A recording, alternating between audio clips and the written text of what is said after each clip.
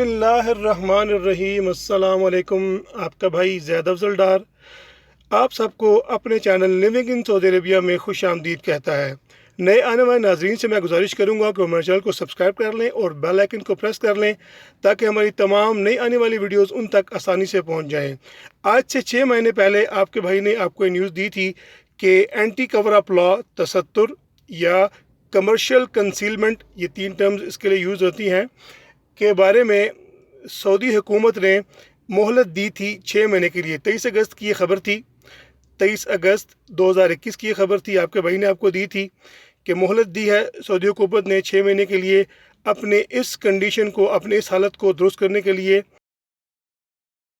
تو سب سے پہلے ہم جان لیتے ہیں کہ تستر ہوتا کیا ہے۔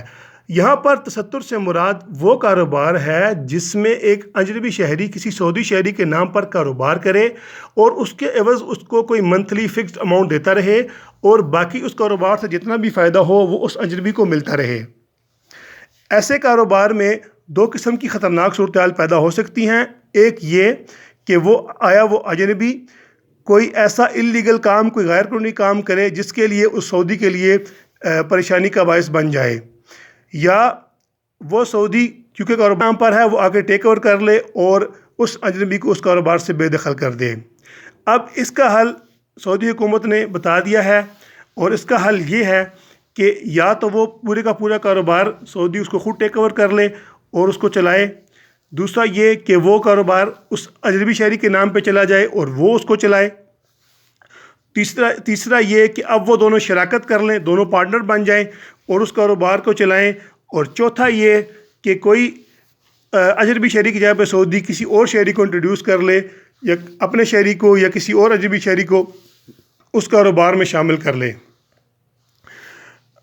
اور اس کے لیے جو مدت آخری تھی وہ 16 فروری تھی۔ اس سے پہلے یہ 23 اگست تک اس کی مدت تھی، لیکن اس میں 6 ماہ کی ایکسٹینشن ہوئی تھی۔ اب یہ کل جو ہے وہ 16 فروری کو یہ مدت جو ہے نا وہ ڈیڈ لائن ایکسپائر ہو رہی ہے۔ تو جن لوگوں نے اس میں اپنی عرضی یا درخواست جمع کرا دی ہے تو ان کے لیے کوئی مسئلہ مسائل نہیں، ان کی جو ہے نا وہ درخواست آگے چلتی رہے گی، اور بالآخر جو ہے اس پر جو ہے وہ کارروائی ہو کر ان کی جو ہے نا صورتحال ٹھیک ہو جائے گی۔ لیکن وہ لوگ جو اس قسم کاروبار میں ملوث تھے اور انہوں نے کسی قسم کی عرضی نہیں جمع کرائی، اب ان کے لیے جو ہے نا وہ صورتحال تھوڑی سی مشکل ہونے والی ہے۔